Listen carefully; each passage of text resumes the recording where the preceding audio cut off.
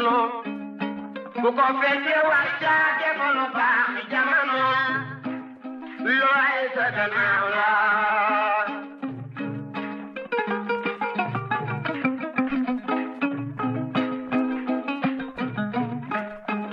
jamono ku ko fekke war caa defalu baax jamono looy sa gannaaw la.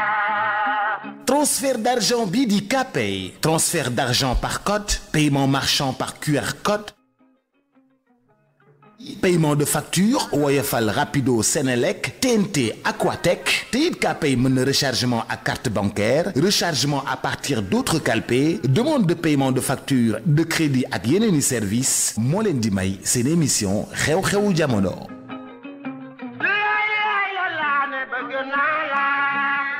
asalaamaaleykum mbokk yi ñu ngi nuyu ku nekk tuuram ak santam di am mbégte tey di toogaat ak Ibou Fall tey nag Alassane Samba Diop moo koy dalal ñu waxtaan ci réew mi lu xew ci réew mi càmbar ko faram-fàcce ko maanaam pour que auditeurs yi téléspectateurs yi mun a jàngat li nga xamante ne Ibou Fall da koy def chaque jour li nga xamante ne moom a xew ci réew mi Ibou Fall la ñuy mën a njëkkee ci wax ji mooy suba alxamis njiitu gouvernement bi dina recevoir syndicat yëpp. gis nañu syndicat yi ñëpp ñu ngi tàngal nag ci enseignement supérieur SAES ci enseignement éducation nationale ci santé bi ci fépp fii xamante ne public bi syndicat ngi ñaxtu ñi génnewaat revendication tegaat ko ci taalu bi ñi naan ndax yi bëri na ci administration bi ñi contrat à durée déterminée bu ñu arrêté ñi contrat précaire ak yooyu daal ñu suba dañu toog ak njiitu maanaam nguur gi ànd ak au conseil du dialogue social ñu ne réunion bi réunion de cadrage lay doon naka lañ ko mën a jàngate loolu. alors man xam nga dama jàpp ne ñii soog a ñëw wax naa ko fii du benn du ñaar balaa ngay mbéj gémmiñu sàmm xam lu muy wëlis. tigi jàpp naa ne Bassirou Diomaye Faye biñ ko falee li mu waroon njëkk a def mooy wër dëkk bi dëkk ak dëkk wax ak néew doole gi xool ñoom ci seen toogaay parce que toog sa palais ñu lay yónnee ay compte rendu ci njiit foog naa du doy da ngay dem xool nit ñi nu ñu toogee naka lañ dëkkee luy seen jàmbat. mais est-ce que bu mu nekkee opposition deful loolu boo defee tour Sénégal. xam nga moom campagne. war ngaa mën a gis nañu seen non mais xam nga opposant buy wër dëkk bi. di laajte. bokkul ak njiitu réew mi wër dëkk bi di laajte. ndaxte opposant soo demee administration bi duñ la wax lu xew. préfet yeeg sous préfet yeeg gouverneur yi duñ la sax recevoir faf xam nga communes yeeg yooyu parce que du yow yaay régler seen ay problème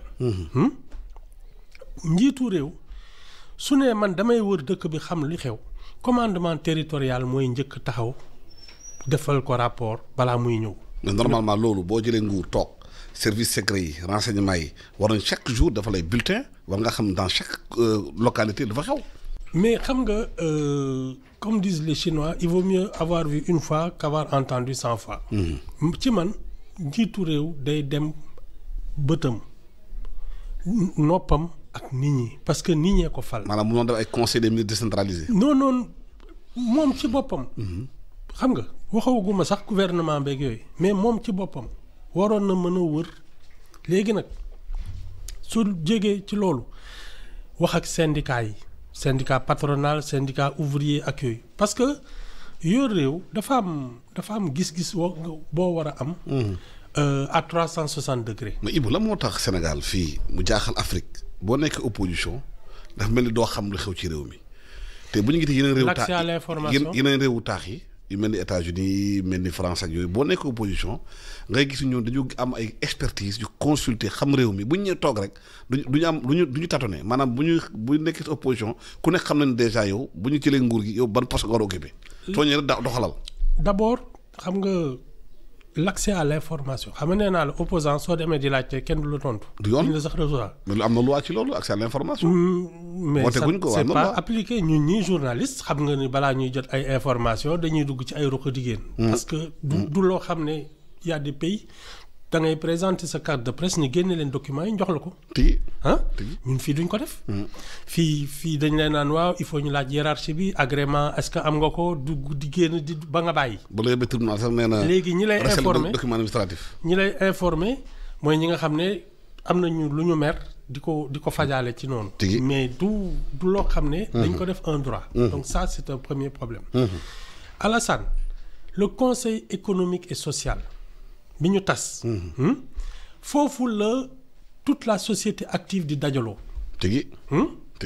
foofu nga war a mën a waxtaan ak tous les syndicats. tas nañ ko. oui. waaw. c'est tout. c'est-à-dire les leviers. outils yi nga amoon pour mën wax ak nit ñi pour mën a saytu dëkk bi yépp da nga balancer. ba pare ils ont pris des décisions ci man intempestives parce que romb ay chantier rek ni kii dañ koy arrêter te mu am fii ay direction de l'urbanisme am DSCOS am ay toutes sortes ay livre-faux ak façon bu ne pour organiser l'urbanisme ak la construction ça ne sort pas, ça tombe pas du ciel. mais loolu nag du ñoom rek nguur yi ñëwoon fi yëpp muy Ablaye Wade muy Macky Sall muy ñoom ku ñëw toog rek premier mois yi puisque amaguloo xir loo proposer population bi da nga am benn genre yàq bi leen di sexal arrêté affaire yi génne dënn fëgg fekk yooyu gars yi waa ja ngi liggéey ak yooyu. non man même gouvernance yi fi newoon noonu lañu defoon ah. waaw mais man li ma gën a. Wade arrêté fi ay chantier yu bëri. Macky Sall bu ñu arrêté fi ay chantier yu bëri. man li ma jàpp mooy kii doog a yegg si dafay miir l'ivresse du pouvoir. da ngay doog a yegg si tu penses que tu peux tout. commencé dama mbagg. waaw.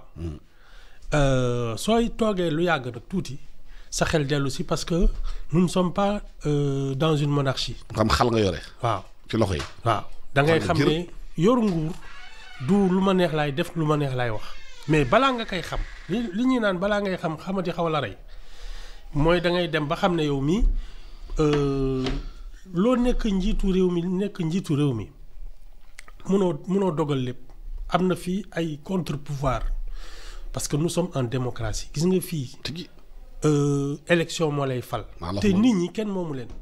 da nga leen di neex ñu fal la neexoo leen ñu folli la. donc soo sa xel dellusee ci ngay tàmbalee waxtaan mais ci diggante bi nag ku ci ne def nga jël nga say ay dogal yoo xam ne dafa yàqal ñu bari. léegi syndicat yi fu ñu toll lan la ñu nguur yi wax syndicat yi. de toute façon leen moom mën naa la ko wax réew mi fi mu toll nii antanul grève générale. déjà àllum neen c'est compliqué mais ñun daaw ba ren ñu ngi seet ne problème mu finance am nañ ko. crédibilité Sénégal wàññeeku na. munoo ci boole nag instabilité sociale. les gens là ils sont dos au mur moo tax ñu ne dañuy recevoir ay syndicats suñ ko njëkkee woon maanaam soo njëkkee toog dajale ñi nga xam ne ñoom ñoo yor la vie active soit conseil économique social soit par secteur déglu nit ñi balaa ngay jël dogal njiit day déglu mais xëy di jël ay dogal te laajte woo mooy indi li. mais est-ce que xëy na maanaam ndaje bi suba buñ ci waxtaanee xëy na dina génn li xamante ne ndax tax ñu rectifier. man xam nga ñaari façon ndaje moo am bi nga xam ne da ngay ñëw ne kaay la ñu waxtaan seet fi ñuy jëmee réew mi ak naka la ñuy fayee lakk bi xam nga ñaar yooyu bokkul. parce que su dee yow da nga ñëw ne man maa fiy dogal lu ma neex laay def ba nit ñi nga xam ne ñoom ñoo yor koom-koom bi ñoo yor dem ak dikk bi ñoo yor lu ne la doo ko fi defee xam nga waxtaan bi bokkutul. dëgg. les gens risquent de devenir le couteau entre les dents. waa déet waay. ñii menacé grève générale. waaw mais réew mi soxla loolu nag. il fallait commencer par discuter man. Les gens ont manqué de vista. c'est-à-dire da ngay ñëw njëkk laajte waxtaan ak nit ñi seet yéen lan mooy problème mu secteur bi naka lañ ko mën a doxalee. boo dégg ko sooy jël ndogal nga leen man lii laa fas yéene loolu lañ ci xam. mais est-ce que waxtaan fii toog nañ fi di wàññi ay prix te tàgguwuñu kenn. est-ce que waxtaan bi aussi war loon am ci secteur BTP bi gis nañu syndicat yi génn nañu dem kii tudd Oumar Ndir nee na ñoom pratiquement fu ñu nekk nii ci tëj lañ jëm ndaxte secteur bi bloqué nañ ko te secteur dafa am ay chaîne de valeur bu bëri. maanaam maçon bi ferrailleur bi jaaykatu caaf bi maire bi di jaay fonde di jaay ndekki ouvrier yi journalier yi ñëpp ci lañ doon dund. te yëpp travail arrêté na. am na aussi beneen ñeneen xam nekk aéroport amoon seen terrain jënd ko ci jënd bu lew ñu téye seen yëf bloqué ko ñoom tamit dañuy collectif di dénoncer lan moo tax boobu léegi ñoom am seen xaalis lañ jënd ko ñu téye seen liggéey. nee naa la dañoo teel a jël ay dogal balaa ñuy laajte waxtaan ak ñi dajoog ñëpp. Alassane man dama jàpp ne soo nekkee ci nguur te miinagoo ko tàmmagoo ko parce que ki nga xam ne yàgg na ci ki def 2 mandats 3 xam na fan la dooleem yem.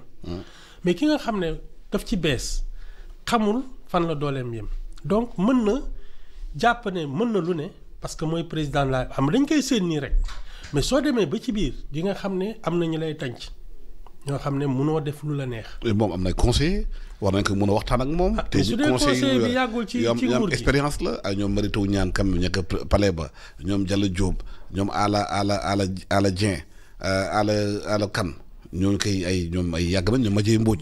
c'est des gens d'expérience. non je ne l'ai. à part Mary Teuw Niane. am nañu expérience qui a été recteur et ministre. oui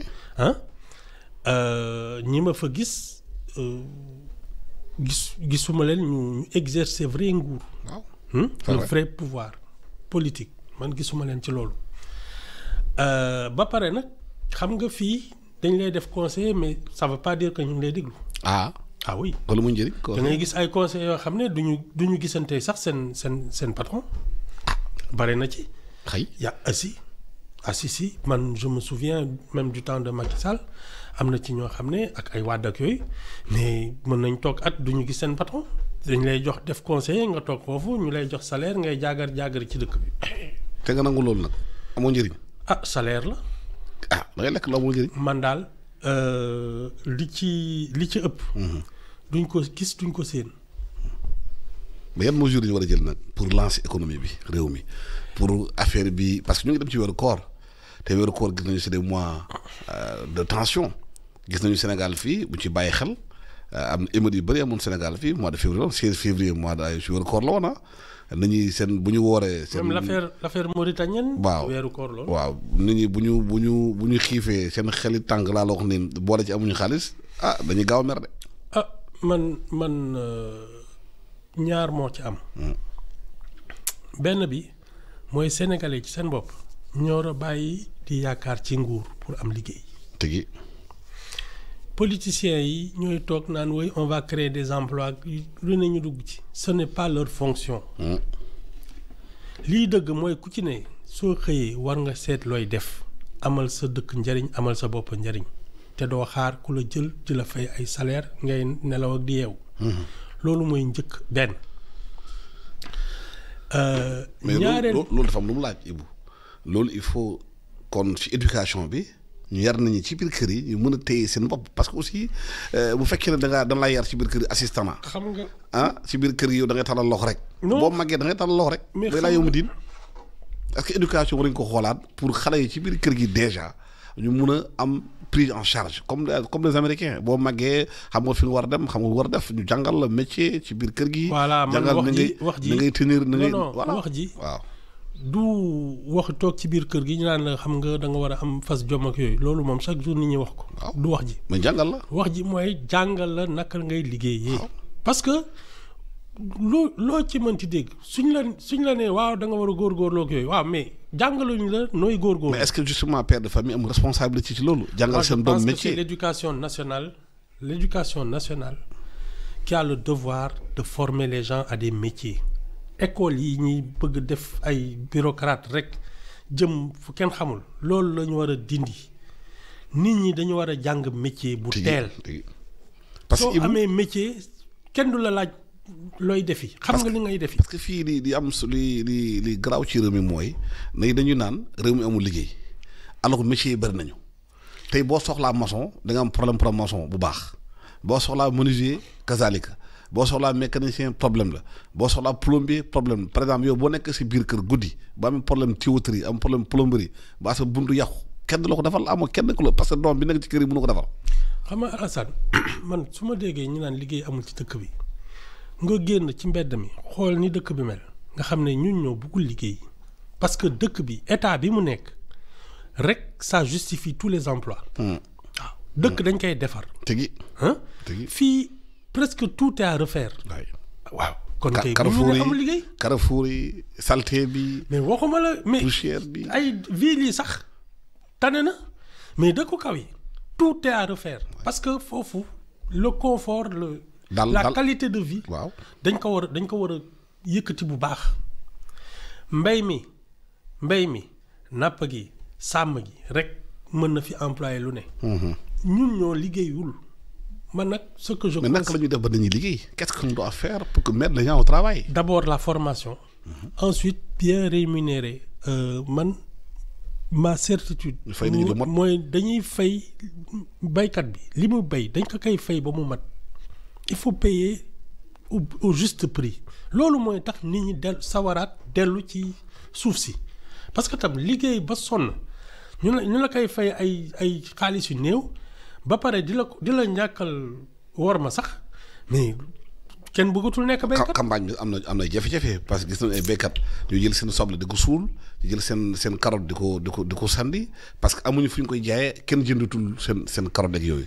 te tamit Sénégal dafa am benn moment bi nga xamante ne bu ñu nee soble la ñu béy ñëpp ay béy soble bu ñëpp béyee soble nag soble day bëri bu bëree day latte aussi am na aussi stratégie bu mu war a def ci loolu. transformation man xam nga Alassane waxuma la sax ay soble ak yooyu ñun bopp koñ bu ne da nga fay romb café ñu koy jaay. tigi béyu ñu café. boulangerie yi ñu ngi dóor dàq ci dëkk bi. café Touba Guinée lay jógee. waaw boulangerie yi ñu ngi dóor dàqee ci koñ yi. béyu ñu blé. xale yi chocolat lañ bëgg. pâte à chocolat ak yooyu tartine. béyu ñu cacao c'est-à-dire ñun wax ceeb nag waxi noppi ñun ñoo xamul naka la ñuy organiser liggéey bi. Si tu fais une ceinture de blé parce que tam affaire bi da nga koy organiser. une ceinture de riz. une ceinture de café une ceinture de cacao. Alassane, il y aura du travail pour les gens ba pare nag waxuma la nga comme disent les gens de la fourche à la fourchette. maanaam day jógee ci tool di ñëw ba ci assiette bi. toute cette chaîne de transformation c'est du travail man bu ñu mënee liggéey amul. waaw parce que Thomas Sankara dafa doon l'impérialisme c'est la grainerie qui est dans ton bol. da ngay importer loolu day tax ñu enchaîner beneen secteur bi mooy secteur santé. ministère bi génn na nee na contractuels yi bëri na contrat yi wóorugu pratiquement plus de 5000 personnes sont concernées tey njàkkare am na ci santé bi. waxuma la ñi ñu war a dàq mais Alassane y a pas assez de médecins y a pas assez d'infirmiers y a pas assez de sages-femmes pour la population. On est d'accord. ñu si gën a bëri dañuy dem bitim réew dem leen former. mais même suñu ñëwoon sax. jël seen passe dem seen yoon. y en a pas assez.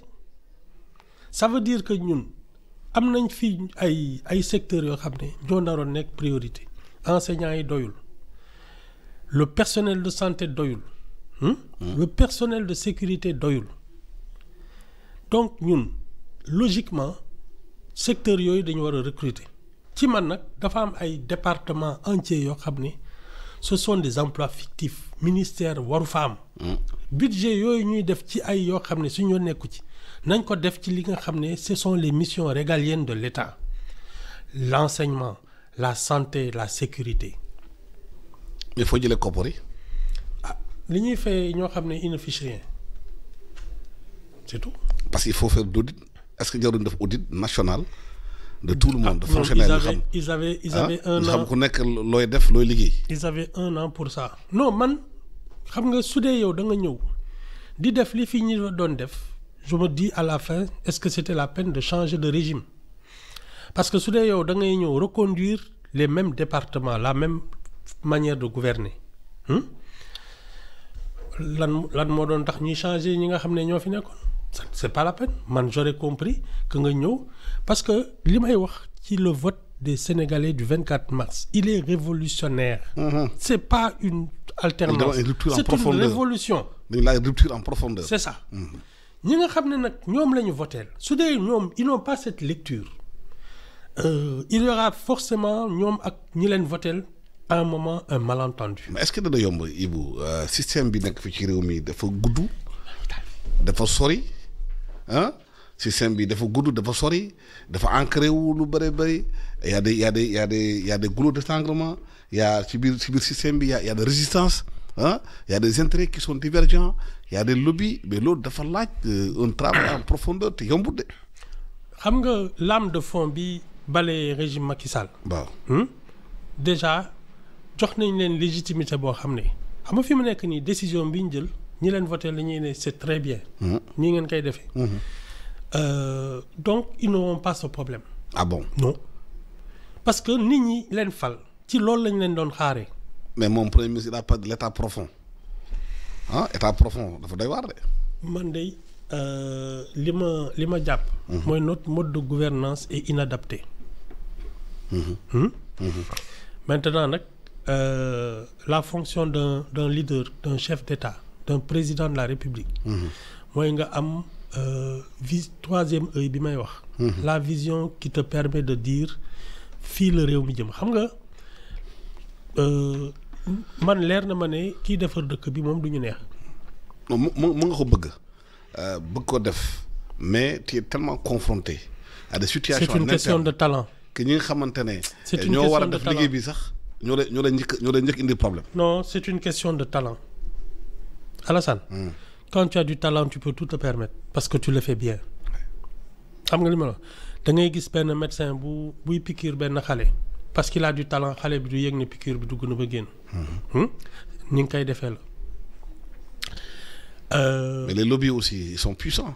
mais s'ils étaient aussi puissants que ça ñii duñu toog.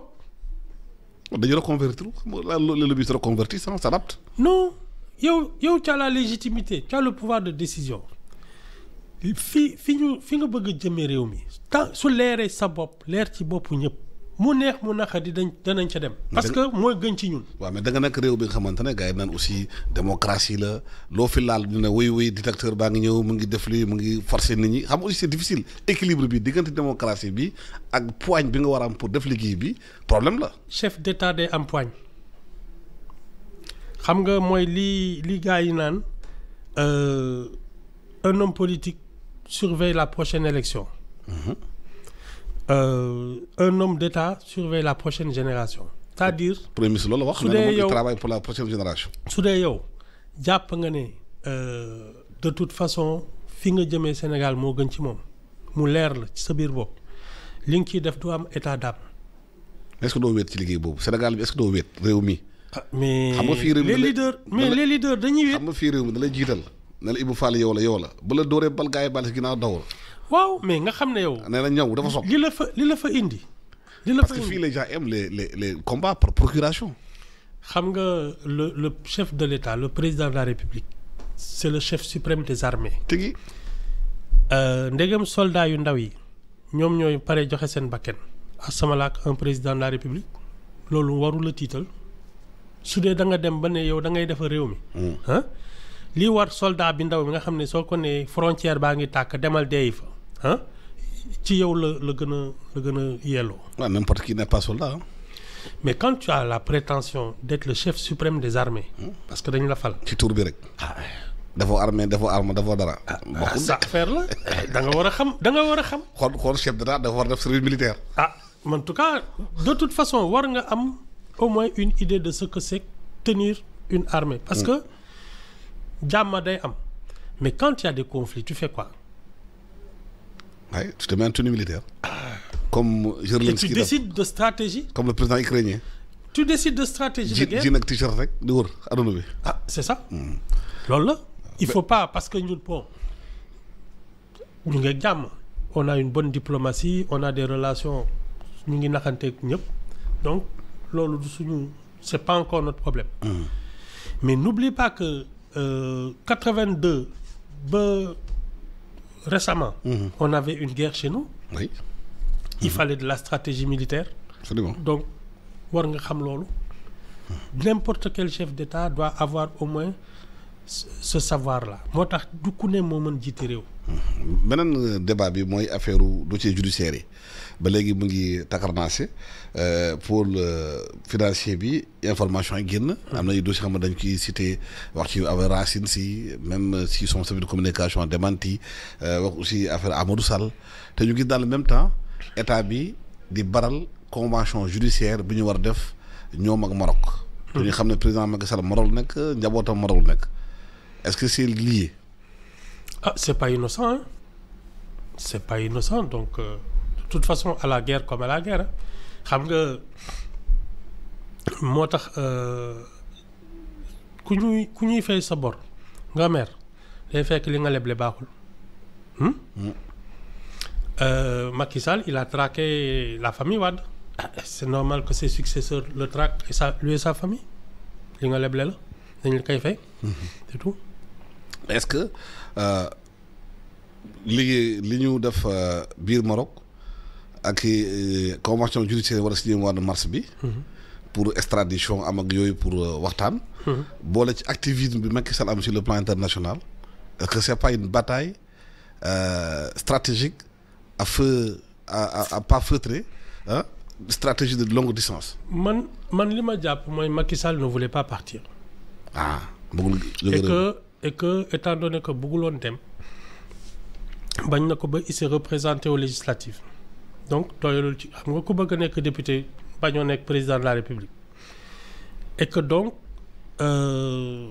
il se prépare pour sans doute pour 2029 parce que de toute manière su fi bàyyee ñi pour mu tegaat fi tànkam ci Sénégal dana metti.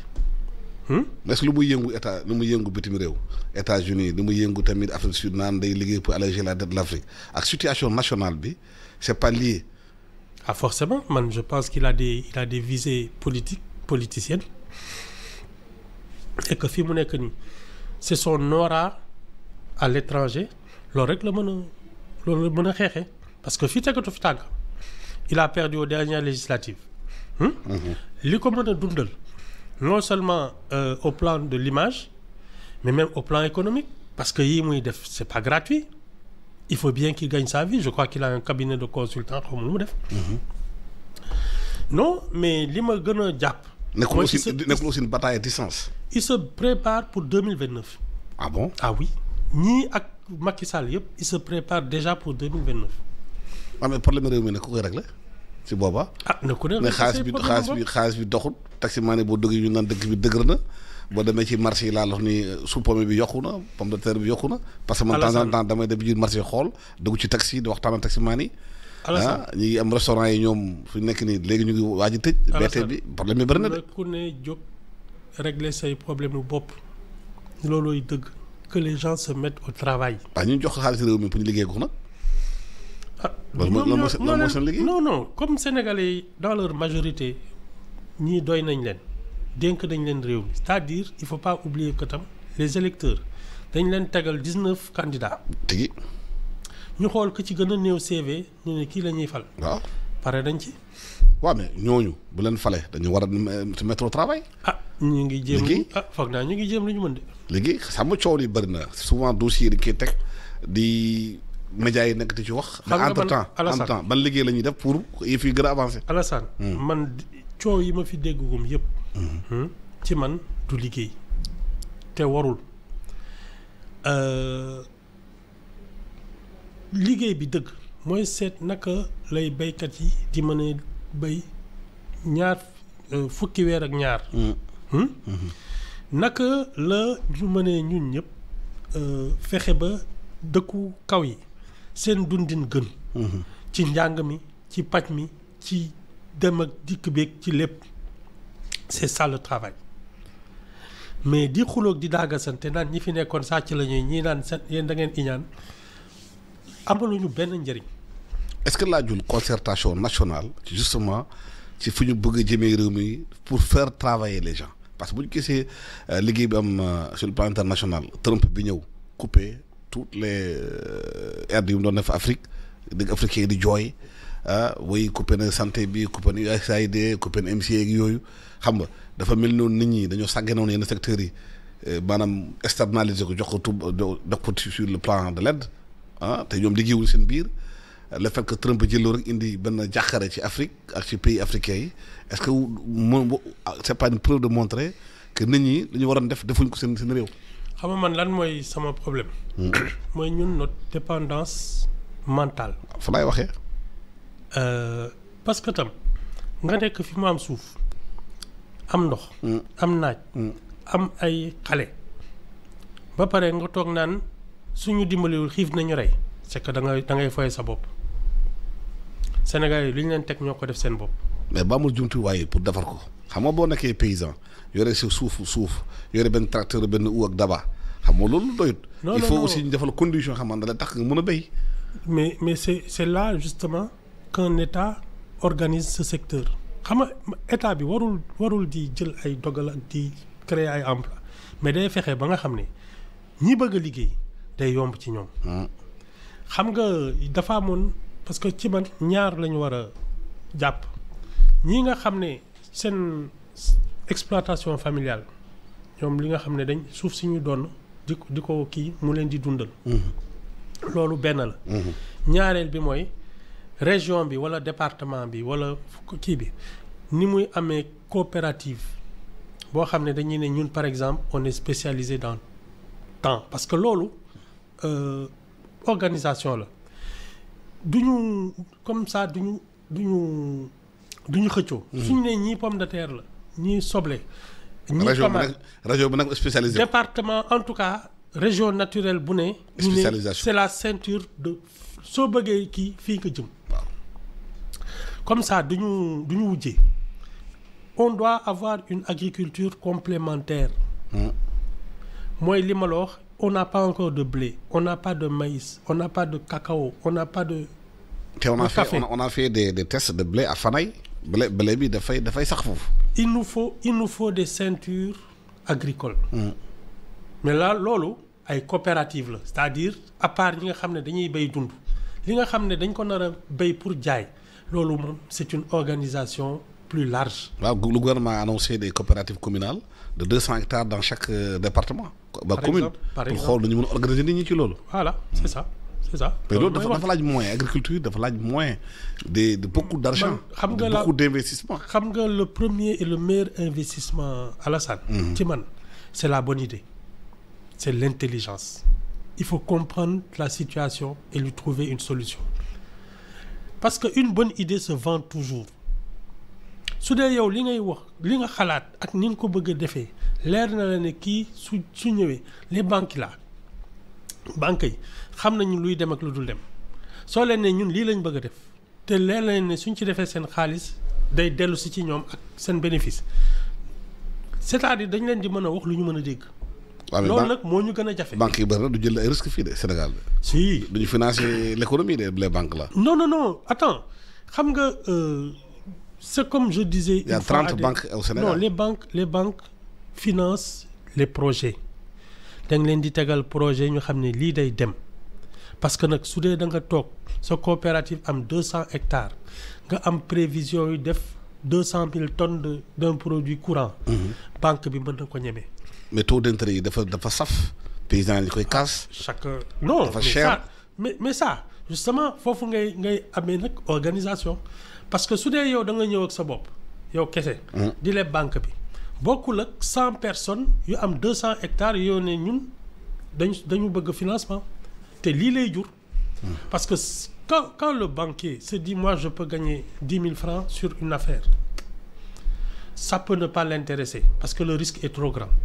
mais s'il gagne 1 milliard sur une affaire neneen lay xoolee nit ñi. waaw fan yii lire nañu benn politicien mu tudd Ahmed Diallo économiste dafa def benn proposition nee na situation dëkk bi ni mu toll nii état bi dafa war a ubbi sociétés yi def ko lu woon l'actionnariat populaire maanaam même sociétés yi mu koy muy Senelec muy état bi moom ko Sénégalais ku nekk jënd action peut-être 5 000 francs par action ñu xool naka la ñu mën a organiser loolu pour financer les sociétés. au moins sur le transport public pour dégager le secteur informel là.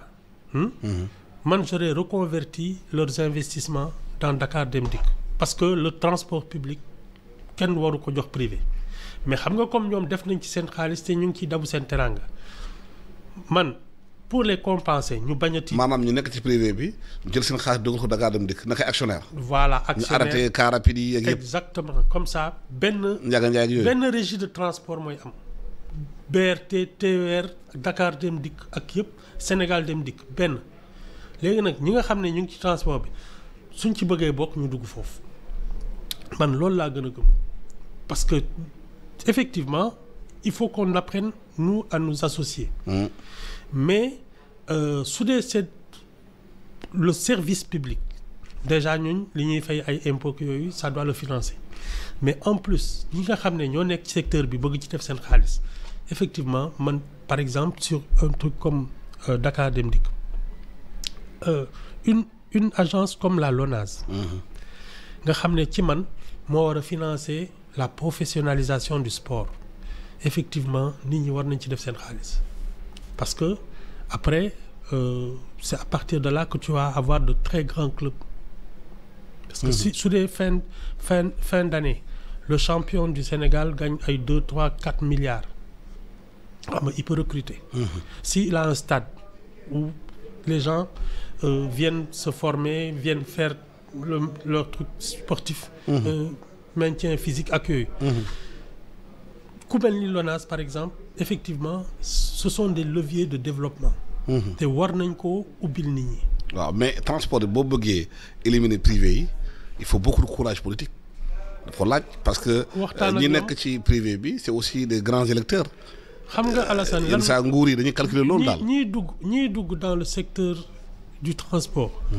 xam nga ñoom lan lañ ci wut koppar tigi il faut les compenser c'est-à-dire su dee ñoom ils ne perdent pas léegi nag l'avantage qu'il y ait un seul service public de transport c'est que ñuy def service de transport bi la mission régalienne de l'État c'est d'abord la sécurité xam nga bakken kenn du ko jënd tigi il faut leur expliquer ça parce que ay bakkenu jàmbur ñooy rot waaw mais taximaan yi jakartamaan yi pour éliminer la ci réew mi dina difficile non mais xam nga ñoom suñuy dabu seen teranga soo leen mënee jox li gën ci li ñu nekkee dañ koy jël waaw le problème c'est de ne pas leur dire arrêtez ça mais da nga leen di yóbbu ci li gën ci ñoom loolu tam bokkul mais souvent Ibou projet yu bëri ci réew mi bu amee ay jafe-jafe day am souvent problème de confiance entre les gouvernants et les gouvernés parce que boo gisee yenn diaspora bi yenn saa dañuy naan dañu bëgg investir Sénégal mais dañu tiit parce que dañuy koo fi yónnee sa xaalis jox ko sa mbokk mu jënd la terrain boo ñëwee doo gis benn terrain non takkee na ko juróomi jabar lekk ko xam nga di la seetaan non xam nga dafa am loo xam ne tam ñun ñoo koy def suñu bopp Alassane yëf yi du affaire yaa ma neex ak farparloo c'est un métier jënd tabax dafa am ñu koy liggéey tigi su dee da ngay dénk sa xaalis koo xam ne xamu ci dara même avec la meilleure volonté du monde mais confiance la non boo yónnee mais il est incompétent seen nijaay parce que da nga ko wóolu bi moo tax non je te parle de compétence oui bien sûr voilà c'est-à-dire il peut être de bonne foi mais être incompétent parce que day dem nga jox ko xaalis bi mu dem fekk benn entrepreneur boo xam ne waa ji il veut économiser sur le fer. mais sur le ma nga am ciment. compétence baa ji ban la wóolu aussi. confiance non dem solo xam nga lan mooy dëgg. da nga bëgg a tabax kër. Il y a des sociétés immobilières il y a des entreprises yoo xam ne c'est leur métier. jox leen seen xaalis ñu tabaxal la. Il y a des architectes ñu dessiner la sa kër mais jël sa xaalis jox ko seen nijaay pour mu tabaxal la kër yaa tooñ sa bopp. waaw loolu bari na problème. dernier point bi Ibou mooy MFDC ak nguur gi. gis nañu premier ministre dem fale ci Bissau presse bi naan dafa demoon pour signer benn accord waaye bu ñu càmbare yi fii ne dañu demoon waxtaan pour dañu mun a avancer ci accord bi ñu signé woon 2022 naka la ñuy mun a xoolee parce que Guinée Bissau temps yi dafa sensible ndaxte président bi man daan jeex na dafa war a dem contexte boobu ñëw boole ko situation boobu. xam nga man Alassane. dem wax naa ko fi démb man quelqu'un qui a pris les armes contre son pays du ma négocier ak yow c'est tout. Il y a des vies humaines quand même qui tombent des gens qui meurent. mais yow tu prends la responsabilité. Il y a les mines ñu defar foofu gars yi war a jënd seen dëkk yi. tu prends la responsabilité de prendre les armes contre ton pays vraiment lu ci am yaa tooñ. mais Ibou guerre bu nekk c'est autour d'une table la preuve Russie ak Ukraine ñu ngi guerre waaye Trump nga ñëw imposer leen la paix. xam nga su dee yow il faut ñu waxtaan da nga toog ne yow da ngay nangu Casamance génne ko Sénégal. il faut nga waxtaan après. nga jéem demul xam nga yow amatoo la waxtaan. waaw mais non parce que su doon yow. da nga occuper toute la zone. ñun on est en position de faiblesse. Effectivement su boobaa dañuy waxtaan mais ñoom li ñuy wax nii Alassane yow yaa ngi fi woon daaw jéeg ak daaw. l'armée avait nettoyé toutes les poches. mais pour bañ deret bi kon di tuuru am na aussi ay zones yi dafay miin. ñu waxtaan non déminage non les opérations de déminage yi demoon wala indiwaat. non les opérations de déminage ont commencé depuis plus de 10 ans. waaw mais ba léegi jeexul. waaw liggéey la les gens sont obligés d'y aller parce que nag c'est une truc sensible ak yooyu. te nit ñi dañoo bëgg dellu seen kër aussi. les gens qui étaient partis les réfugiés. de toute façon xam nga la responsabilité. incombe à ceux qui ont pris les armes contre leur pays. kon état bi mënuñ ko wax lenn moom sa mission c'est que l'intégrité du territoire soit sauvée et rétablir l'autorité et l'ordre leneen xawma ko ci. mais mun naa waxtaan pour ñu yëf yi gën a baax. man de ku ma déggal. doo waxtaan. déet waay. non.